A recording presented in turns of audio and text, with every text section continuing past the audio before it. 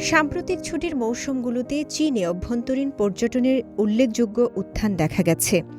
বিভিন্ন প্রদেশের মানুষ ভিড় জমাচ্ছেন এমন সব গন্তব্যে যেখানে শুধু দেখা নয়, সংস্কৃতিতে অংশগ্রহণেই মূল আকর্ষণ।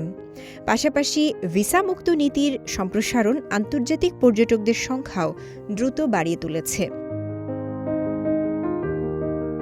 চীনের পূর্বাঞ্চলীয় আনহুই প্রদেশের শেসিয়ান কাউন্টির চানছি গ্রাম রাত নামলেই সরু গলিপথ আলোকিত হয়ে ওঠে শত শত মাছের আকৃতির লণ্ঠনে।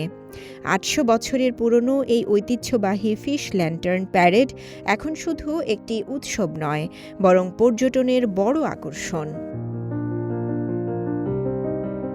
পর্যটকরা এখানে শুধু দর্শক নন, নিজ হাতে লণ্ঠন বহন করছেন, ঢোল বাজাচ্ছেন, এমনকি নিজেরাই তৈরি করছেন ঐতিহ্যবাহী মাছের লণ্ঠন।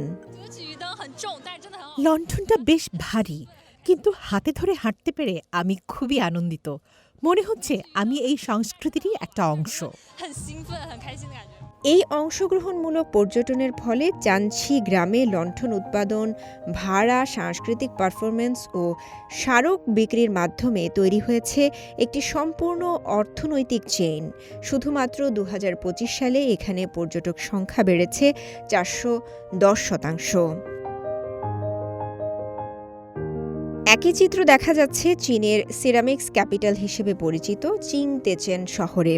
পুরনো একটি চীনামাটির কারখানাকে নতুন করে সাজিয়ে তৈরি হয়েছে থাও সিচুয়ান সিরামিক কালচারাল পার্ক। প্রতি সপ্তাহে এখানে বসে জমজমাট নাইট মার্কেট। দেশি বিদেশি শিল্পীরা নিজেদের তৈরি চীনামাটির শিল্পকর্ম নিয়ে আসছেন, আর পর্যটকরা তা কিনে নিয়ে যাচ্ছেন স্মৃতি হিসেবে।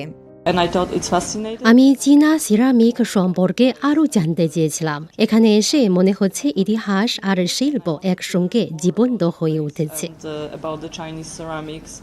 শুধু শিল্পকলা নয়, ঐতিহ্যবাহী পোশাক ও রাজকীয় ইতিহাসও বিদেশি পর্যটকদের টানছে। বেইজিংয়ের ফরবিডেন সিটির কাছে একটি হানফো অভিজ্ঞতা কেন্দ্রে দেখা গেল যুক্তরাষ্ট্র থেকে আসা পর্যটক জায়েদ ও তার বোনকে।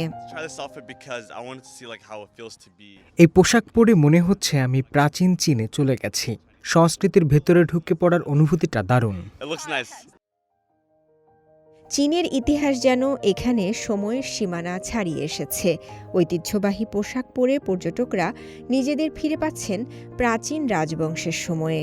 সরকারি তথ্য অনুযায়ী ২০২৫ সালে শুধু বেইজিংয়েই বিদেশি পর্যটক এসেছে ৫৪ লাখের বেশি, যা আগের বছরের তুলনায় ৩৯% বেশি।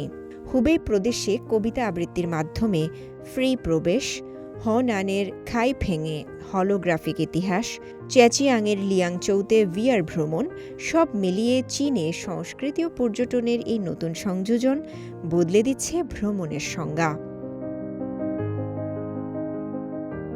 রওজায়ে জাবিদ ঐশী, সিএমজি বাংলা।